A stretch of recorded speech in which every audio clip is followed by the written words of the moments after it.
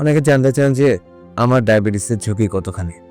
আসলে আমার বলতে না বলে আমি একটা সাধারণ আউটলাইন দিচ্ছি যে কাদের ডায়াবেটিসের ঝুঁকি বেশি। প্রথম কথা হচ্ছে যে যারা মোটা হয়ে গেছেন বা স্থূলকায়ে ভুগছেন, হাইটের তুলনায় ওয়েট অনেক বেশি, হ্যাঁ? তাদের ক্ষেত্রে ডায়াবেটিসের ঝুঁকি অনেক বেশি। যাদের মেইনলি পেটে ফ্যাট জমা হয়েছে মানে অনেক বড় ভুঁড়ি বলে আমরা বাংলায় ভুঁড়ি হয়ে গেছে, হ্যাঁ? বা রক্তে কোলেস্টেরল বেশি বা যার প্রেশার ধরা পড়ছে, প্রেশার ওষুধ খেতে হচ্ছে, অথবা যাদের ফ্যামিলিতে ডায়াবেটিস আছে, ফার্স্ট অর্ডার ফ্যামিলি মানে বাবা মা, চাচা, খালা, এরা, মামা এবং ফার্স্ট অর্ডার ফ্যামিলিতে যাদের ডায়াবেটিস আছে, যারা খুবই অলস জীবনযাপন বা ডেস্ক মানে এমন জীবনযাপন করেন যেখানে কায়িক পরিশ্রমের হারটা অনেক কম, শারীরিক পরিশ্রম বা খেলাধুলা বা আলাদা করে কোনো ব্যায়ামের সুযোগ নেই, ইভেন সারাদিন বসে বসে কাজ করতে হচ্ছে আর ছুটির দিনে শুয়ে শুয়ে ঘুমাতে হচ্ছে,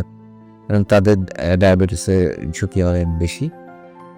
আর আবার খাবার অভ্যাস যাদের ভাজা পোড়া, তারপরে রিচ ফুড, ফাস্ট ফুড এইগুলোর প্রতি যাদের আসক্তি, চকলেট এবং মিষ্টি জাতীয় খাবার অনেক বেশি যারা পছন্দ করেন, তাদের ক্ষেত্রেও কিন্তু ডায়াবেটিসের ঝুঁকিটা বেশি।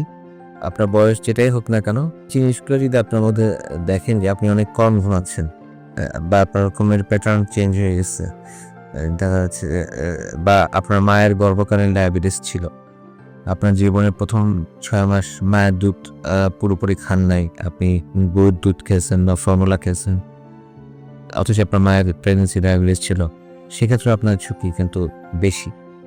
মানে লিস্টটা বেশ লম্বা এবং ম্যান টু ম্যান ভ্যারি করে বা সমাজ টু সমাজও কিছুটা ভ্যারি করে। আমাদের শহরের সমাজে একরকম, গ্রাম্য সমাজে একরকম, এরকম আর কি।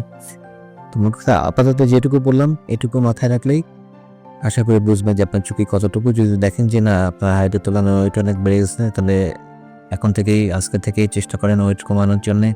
যদি দেখেন আপনি অস্বাস্থ্যকর খাবারের প্রতি বেশি নেশাগ্রস্ত, তাহলে অবশ্যই স্বাস্থ্যকর খাবারের দিকে চোখে পড়ার চেষ্টা করেন। আর যদি দেখেন আপনার জীবনে অলস সময় বেশি কাটছে, তাহলে অবশ্যই এখন শীতকালে খেলাধুলার জন্য ভালো সময়, যদিও মাঠ পাওয়া যায় কম, তারপর আমরা ইনডোরেও যদি আমরা ব্যায়াম করতে পারি বা একটু জ্বর বাইরে একটু হাঁটাহাঁটিও করতে পারি, তাও আমাদের জন্য অনেকটা সুবিধাজনক থাকবে। আর টেস্টের কোনো বিকল্প নাই। গ্লুকোমিটার সব জায়গায় অ্যাভেলেবল। নিজেদের বাড়িতে অন্যান্য মেশিনের সাথে সাথে একটা গ্লুকোমিটার রাখা দরকার। খুবই সস্তা একটা মেশিন। আমাদের বাড়িতে অনেক দামি দামি মেশিন কিন্তু এমনি পড়ে থাকে, লাখ লাখ টাকা জিনিস ব্যবহৃত হচ্ছে না, কিন্তু কিনে রেখে দিচ্ছে। অথচ একটা ভালো মানের মেশিন 1000-2 টাকা দাম, ওটা একটা রাখা দরকার। আমাদের বাড়ির সবাইকে যেন একবার টেস্ট করতে পারি।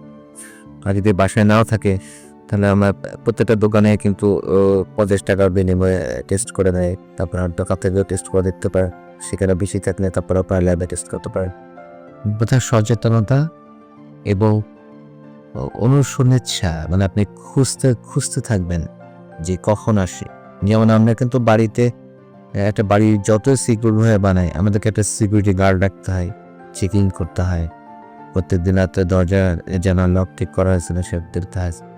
তোমার এই চেকিং এর বিকল্প নাই। ডায়াবেটিসও যদি আমরা চোর ডাকাত হিসেবে বিবেচনা করি, তাহলে আমার শরীরে একটু কোন মুহূর্তে ঢুকে যাচ্ছে এটা কিন্তু আমার চেক করে আমাকে বের করতে হবে, হ্যাঁ? তা না হলে এসে ঢুকে ডাকাতি করবে বা ভেতরে অনেক কিছু নষ্ট করবে, তখন গিয়ে ধরা পড়বে।